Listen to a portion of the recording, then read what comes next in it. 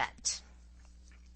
I was up the next morning an hour before daybreak, and finished my guard, kneeling on the dormitory floor beside the centre stand, for the benefit of such expiring glimmer as the night lamp afforded in its last watch. All my materials, my whole stock of beads and silk, were used up before the chain assumed the length and richness I wished.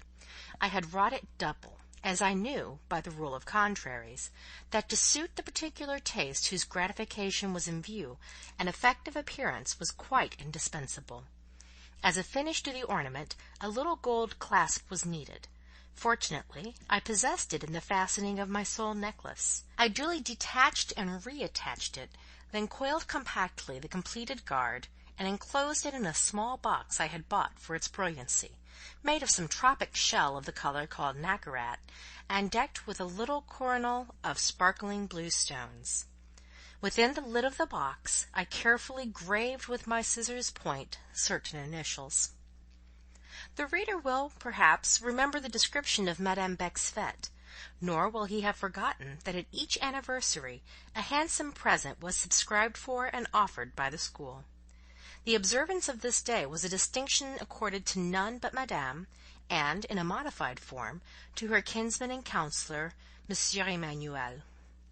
In the latter case it was an honour spontaneously awarded, not plotted and contrived beforehand, and offered an additional proof, amongst many others, of the estimation in which, despite his partialities, prejudices, and irritabilities, the professor of literature was held by his pupils.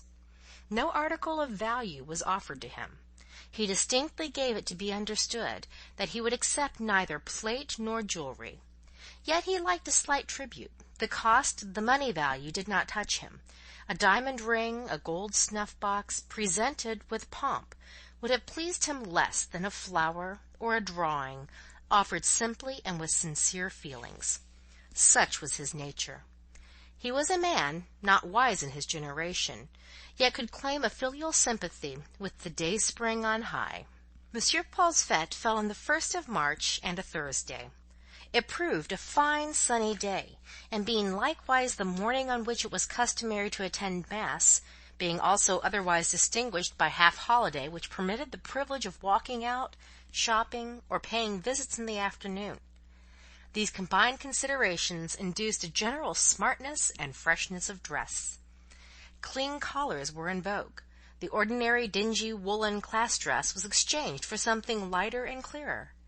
Mademoiselle Zélie St. Pierre, on this particular Thursday, even assumed a robe de soie, deemed in economical labassecour an article of hazardous splendour and luxury.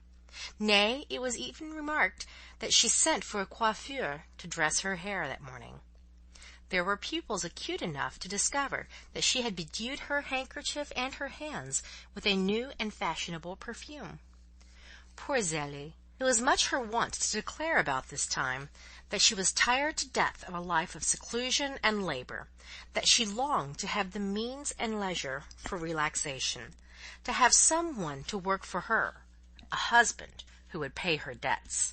She was woefully encumbered with debts, supply her wardrobe, and leave her at liberty, as she said, to goûter un peu les plaisirs. It had long been rumoured that her eye was upon Monsieur Emmanuelle. Monsieur Emmanuelle's eye was certainly often upon her. He would sit and watch her perseveringly for minutes together. I have seen him give her a quarter of an hour's gaze, while the class was silently composing, and he sat throned on his estrade, unoccupied. Conscious always of this basilisk attention, she would writhe under it, half flattered, half puzzled, and Monsieur would follow her sensations, sometimes looking appallingly acute, for in some cases he had the terrible unerring penetration of instinct, and pierced in its hiding-place the last lurking thought of the heart, and discerned under florid veilings the bare, barren places of the spirit. Yes, and its perverted tendencies, and its hidden false curves, all that men and women would not have known, the twisted spine, the malformed limb that was born with them, and far worse, the stain or disfigurement they have perhaps brought on themselves. No calamity so accursed but Monsieur Emmanuelle could pity and forgive, if it were acknowledged candidly. But where his questioning eyes met dishonest denial, where his ruthless researches found deceitful concealment, oh, then he could be cruel, and I thought wicked. He would exultantly snatch the screen from poor shrinking wretches, passionately hurry them to the summit of the mount of exposure, and there show them all naked, all false, poor living lies, the spawn of that horrid truth which cannot be looked on unveiled. He thought he did justice. For my part, I doubt whether man has a right to do justice on man. More than once in these his visitations, I have felt compelled to give tears to his victims, and not spared ire and keen reproach to himself. He deserved it, but it was difficult to shake him in his firm conviction that the work was righteous and needed. Breakfast being over and mass attended, the school bell rang and the rooms filled. A very pretty spectacle was presented in class. Pupils and teachers sat neatly arrayed, orderly, and expectant, each bearing in her hand the bouquet of felicitation, the prettiest spring flowers, all fresh and filling the air with their fragrance. I only had no bouquet. I like to see flowers growing, but when they are gathered, they cease to please. I look on them as things rootless and perishable. Their likeness to life makes me sad. I never offer flowers to those I love. I never wish to receive them from hands dear to me. Mademoiselle St. Pierre marked my empty hands. She could not believe I had been so remiss. With avidity her eye roved over and round me. Surely I must have some solitary symbolic flower somewhere, some small knot of violets, something to win myself praise for taste, commendation for ingenuity. The unimaginative Anglaise proved better than the Parisienne's fears. She sat literally unprovided, as bare of bloom or leaf as the winter tree. This ascertained, Zélie smiled, well pleased. "How wisely you have acted to keep your money, Miss Lucy," she said. "Silly I have gone and thrown away 2 francs on a bouquet of hothouse flowers." And she showed with pride her splendid nosegay. But hush! A step, the step.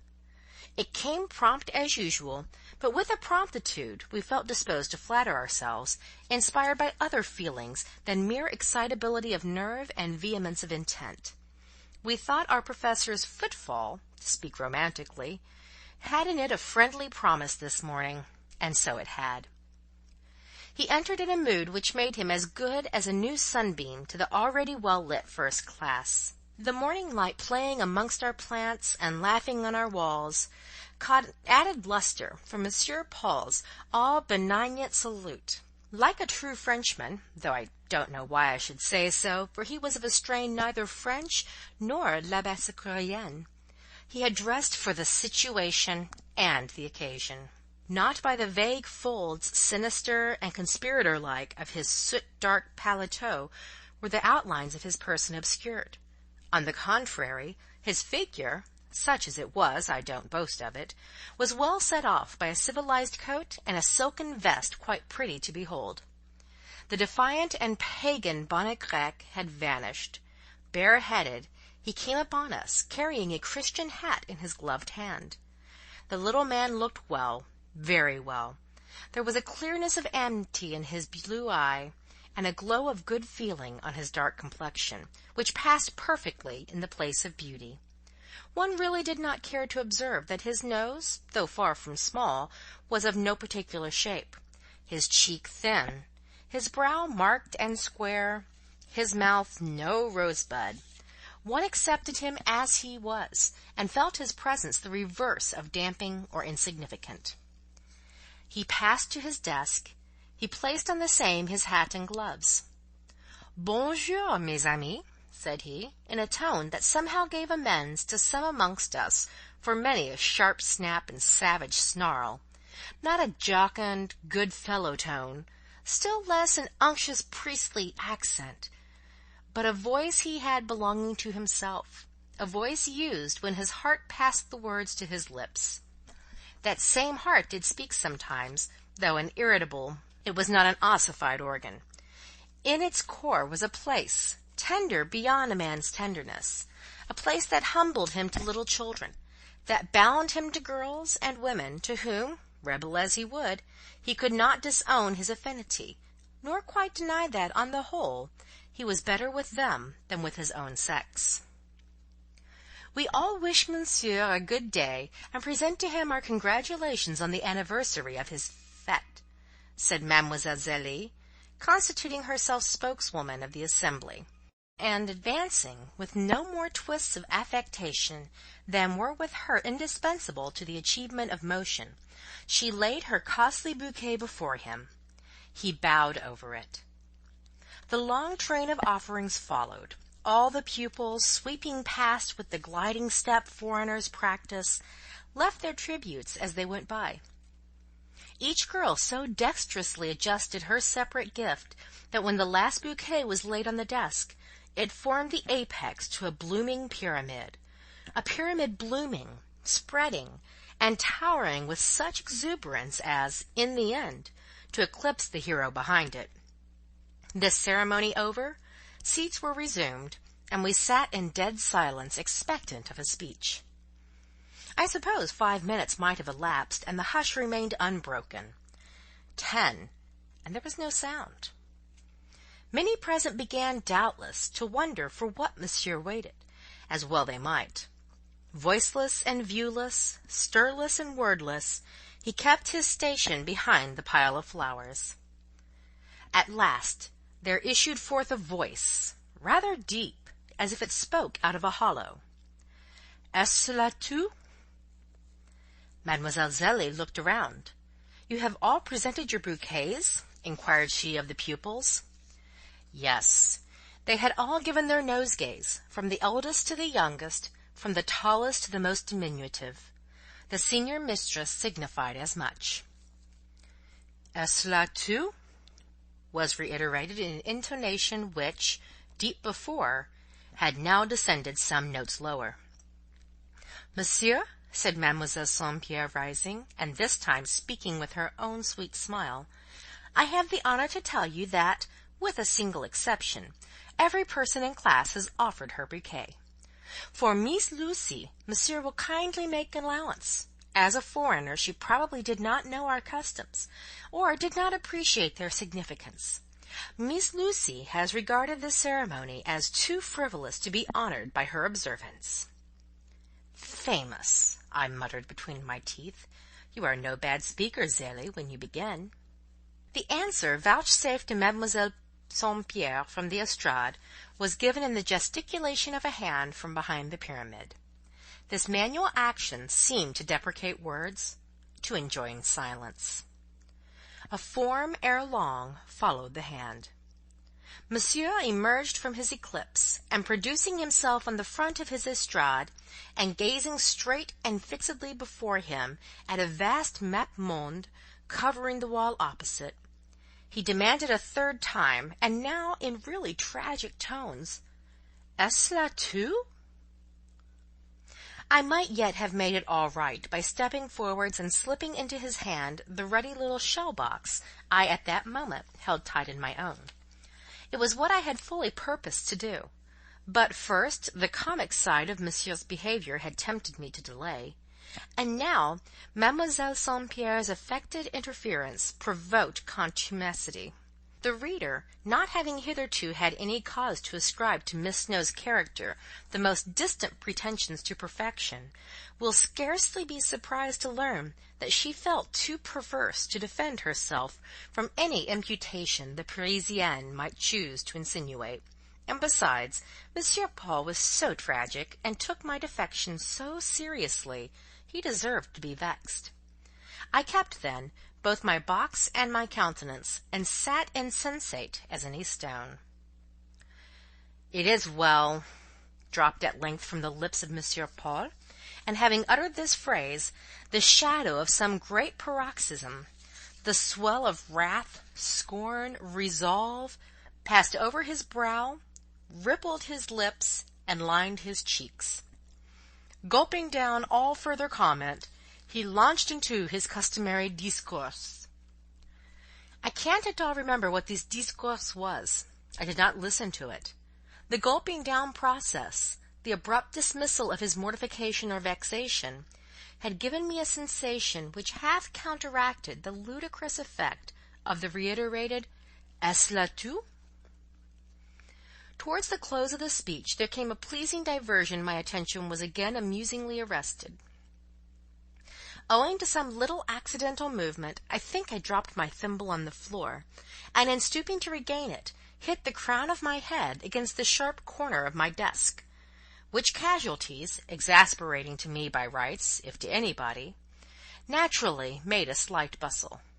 Monsieur Paul became irritated, and dismissing his forced equanimity, and casting to the winds that dignity and self-control with which he never cared long to encumber himself, he broke down into the strain best calculated to give him ease. I don't know how, in the progress of his discourse, he had contrived to cross the Channel and land on British ground, but there I found him when I began to listen.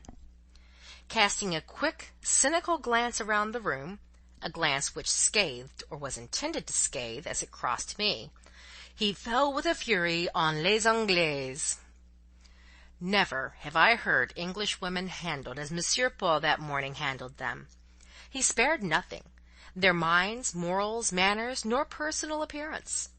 I specially remember his abuse of their tall stature, their long necks, their thin arms, their slovenly dress, their pedantic education, their impious scepticism, their insufferable pride, their pretentious virtue, over which he ground his teeth malignantly, and looked as if, had he dared, he would have said singular things. Oh, he was spiteful, acrid, savage, and, as a natural consequence, detestably ugly. Wicked little venomous man, thought I, am I going to harass myself with fears of displeasing you or hurting your feelings? No, indeed. You shall be indifferent to me as the shabbiest bouquet in your pyramid. I grieve to say I could not quite carry out this resolution. For some time the abuse of England and the English found and left me stolid. I bore it some 15 minutes stoically enough, but this hissing cockatrice was determined to sting, and he said such things at last, fastening not only upon our women, but upon our greatest names and best men, sullying the shield of Britannia, and dabbling the Union Jack in mud, that I was stung. With vicious relish he brought up the most spicy current continental historical falsehoods, than which nothing could be conceived more offensive. Zélie and the whole class became one grin of vindictive delight, for it is curious to discover how these clowns of la basse-cour secretly hated England. At last I struck a sharp stroke on my desk, opened my lips, and let loose this cry: "Vive l'Angleterre, l'histoire et les héros! À bas la France, la fiction et les faquins!" The class was struck of a heap. I suppose they thought me mad. The professor put up his handkerchief and fiendishly smiled into its folds. Little monster of malice! He now thought he had got the victory, since he had made me angry. In a second he became good-humoured. With great blandness he resumed the subject of his flowers, talked poetically and symbolically of their sweetness, perfume, purity, etc., made Frenchified comparisons between the jeunes filles and the sweet blossoms before him, paid Mademoiselle St. Pierre a very full-blown compliment on the superiority of her bouquet, and ended by announcing that the first really fine, mild, and balmy morning in spring he intended to take the whole class out to breakfast in the country. Such of the class, at least, he added with emphasis, as he could count amongst the number of his friends.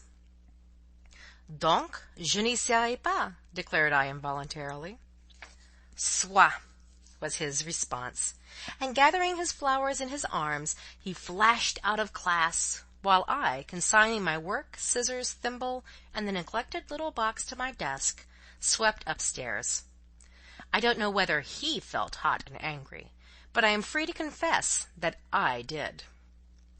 Yet, with a strange evanescent anger, I had not sat an hour on the edge of my bed, picturing and repicturing his look, manner, words, ere I smiled at the whole scene. A little pang of regret I underwent that the box had not been offered. I had meant to gratify him. Fate would not have it so. In the course of the afternoon, remembering that desks in class were by no means inviolate repositories, and thinking that it was as well to secure the box, on account of the initials in the lid, P.C.D.E., for Paul, Carl, or Carlos, David, Emmanuelle, such was his full name, these foreigners must always have a string of baptismals, I descended to the schoolroom. It slept in holiday repose. The day pupils were all gone home, the boarders were out walking, the teachers, except the surveillant of the week, were in town, visiting or shopping. The suite of divisions was vacant. So was the grande salle, with its huge solemn globe hanging in the mist, its pair of many-branched chandeliers, and its horizontal grand piano closed, silent, enjoying its mid-week Sabbath. I rather wondered to find the first-class door ajar, this room being usually locked when empty, and being then inaccessible to any save Madame Beck and myself, who possessed a duplicate key. I wondered still more, on approaching, to hear a vague movement as of life, a step, a chair stirred, a sound like the opening of a desk. "It is only Madame Beck doing inspection duty," was the conclusion, following a moment's reflection. The partially opened door gave opportunity for assurance on this point. I looked. Behold, not the inspecting garb of Madame Beck, the shawl and the clean cap, but the coat and close-shorn dark head of a man. This person occupied my chair. His olive hand held my desk open. His nose was lost to view amongst my papers. His back was towards me, but there could not be a moment's question about identity. Already was the attire of ceremony discarded. The cherished and ink-stained paletot was resumed. The perverse bonnet grec lay on the floor, as if dropped from the hand, culpably busy. Now I knew, and I had long known, that the hand of Monsieur Emmanuelle's was on the most intimate terms with my desk, that it raised and lowered the lid, ransacked and arranged the contents, almost as familiarly as my own. The fact was not dubious, nor did he wish it to be so. He left signs of each visit palpable and unmistakable.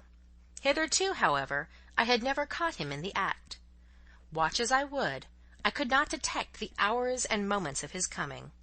I saw the brownie's work and exercises left overnight full of faults, and found the next morning carefully corrected. I profited by his capricious good-will in loans full welcome and refreshing. Between a sallow dictionary and worn-out grammar would magically grow a fresh, interesting new work, or a classic mellow and sweet in its ripe age. Out of my work-basket would laughingly peep a romance. Under it would lurk the pamphlet, the magazine, whence last evening's reading had been extracted. Impossible to doubt the source whence these treasures flowed. Had there been no other indication, one condemning and traitor peculiarity, common to them all, settled the question. They smelt of cigars. This was very shocking, of course. I thought so at first, and used to open the window with some bustle, to air my desk, and with fastidious finger and thumb, to hold the piquant brochures forth to the purifying breeze. I was cured of that formality suddenly. Monsieur caught me at it one day, understood the inference, instantly relieved my hand of its burden, and in another moment would have thrust the same into the glowing stove. It chanced to be a book on the perusal of which I was bent, so for once I proved as decided and quicker than himself, recaptured the spoil, and having saved this volume, never hazarded a second. With all this, I had never yet been able to arrest in his visits the freakish, friendly, cigar-loving phantom.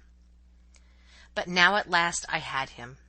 There he was, the very brownie himself, and there, curling from his lips, was the pale blue breath of his Indian darling. He was smoking into my desk. It might well betray him. Provoked at this particular, and yet pleased to surprise him, pleased, that is, with the mixed feeling of the housewife who discovers at last her strange elfin ally busy in the dairy at the untimely churn, I stole softly forward, stood behind him, bent with precaution over his shoulder. My heart smote me to see that, after this morning's hostility, after my seeming remissness, after the puncture experienced by his feelings and the ruffling undergone by his temper, he, all willing to forget and forgive, had brought me a couple of handsome volumes, of which the title and authorship were guarantees for interest. Now, as he sat bending above the desk, he was stirring up its contents, but with gentle and careful hand. Disarranging indeed, but not harming. My heart smote me. As I bent over him, as he sat unconscious, doing me what good he could, and I dare say not feeling toward me unkindly, my morning's anger quite melted. I did not dislike Professor Emmanuelle. I think he heard me breathe. He turned suddenly. His temperament was nervous, yet he never started, and seldom changed colour. There was something hearty about him. "I thought you were gone into town with the other teachers," said he, taking a grim gripe of his self-possession, which half escaped him. "It is as well you are not. Do you think I care for being caught? Not I. I often visit your desk." "Monsieur, I know it." "You find a brochure or tome now and then, but you don't read them because they have passed under this," touching his cigar. "They have, and are no better for the process, but I read them." "Without pleasure?" "Monsieur must not be contradicted." "Do you like them, or any of them? Are they acceptable?" "Monsieur has seen me reading them 100 times, and knows I have not so many recreations as to undervalue those he provides." "I mean well, and if you see that I mean well, and derive some amusement from my efforts, why can we not be friends?" "A fatalist would say because we cannot." "This morning," he continued, "I awoke in a bright mood, and came into the class happy. You spoiled my day." "No, monsieur, only an hour or two of it, and that unintentionally." "Unintentionally?" "No, it was my fête day. Everybody wished me happiness but you. The little children of the 3rd Division gave each her knot of violets, lisped her congratulation. You, nothing. Not a bud, leaf, whisper, not a glance. Was this unintentional?" "I meant no harm." "Then you really did not know our custom. You were unprepared? You would willingly have laid out a few centimes on a flower to give me pleasure, had you been aware that it was expected? Say so, and all is forgotten, and the pain soothed." "I did know that it was expected. I was prepared, yet I laid out no centimes on flowers." "It is well. You do right to be honest. I should almost have hated you had you flattered and lied. Better declare at once, 'Paul Carl Emmanuel, je te déteste, mon garçon,' than smile in interest, look in affection, and be false and cold at heart. False and cold I don't think you are, but you have made a great mistake in life, that I believe. I think your judgment is warped, that you are indifferent where you ought to be grateful, and perhaps devoted and infatuated where you ought to be as cool as your name. Don't suppose that I wish you to have a passion for me, mademoiselle. Dieu vous en garde. What do you start for? Because I said passion? Well, I say it again. There is such a word, there is such a thing, though not within these walls, thank heaven. You are no child, that one should not speak of what exists. But I only uttered the word. The thing, I assure you, is alien to my whole life and views. It died in the past. In the present it lies buried. Its grave is deep dug, well heaped, and many winters old. In the future there will be a resurrection, as I believe to my soul's consolation, but all will then be changed. Form and feeling, the mortal will have put on immortality.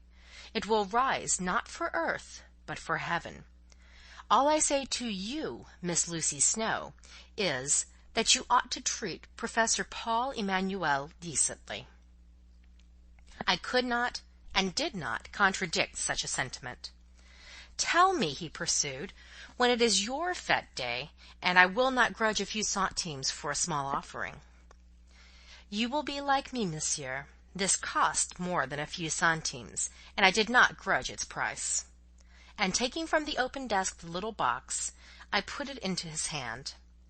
"It lay ready in my lap this morning," I continued, "and if Monsieur had been rather more patient, and Mademoiselle St. Pierre less interfering—perhaps I should say, too, if I had been calmer and wiser—I should have given it then." He looked at the box.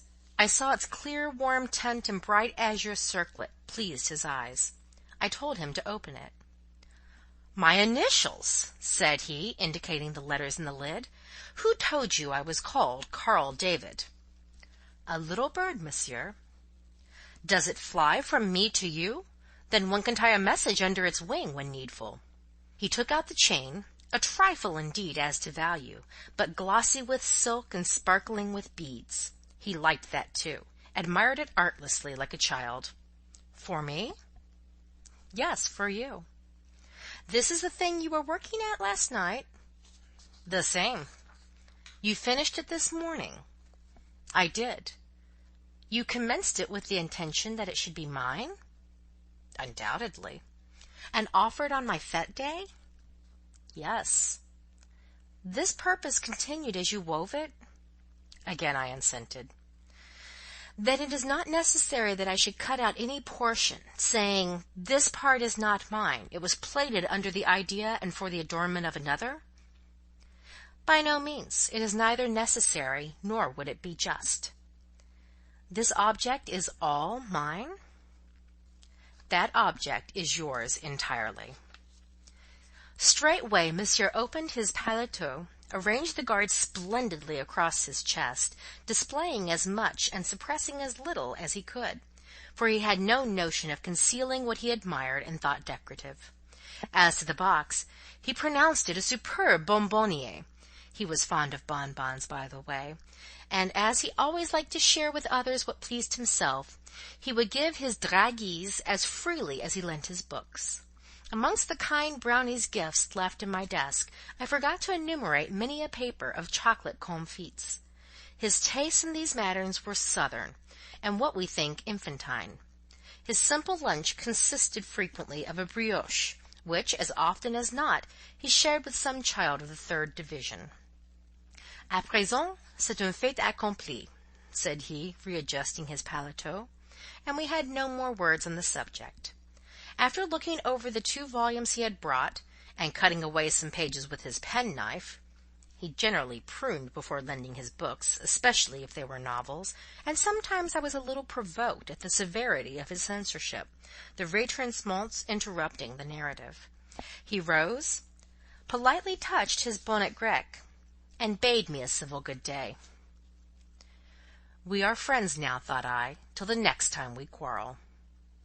We might have quarrelled again that very same evening, but, wonderful to relate, failed for once to make the most of our opportunity. Contrary to all expectation, Monsieur Paul arrived at the study hour. Having seen so much of him in the morning, we did not look for his presence at night. No sooner were we seated at lessons, however, than he appeared.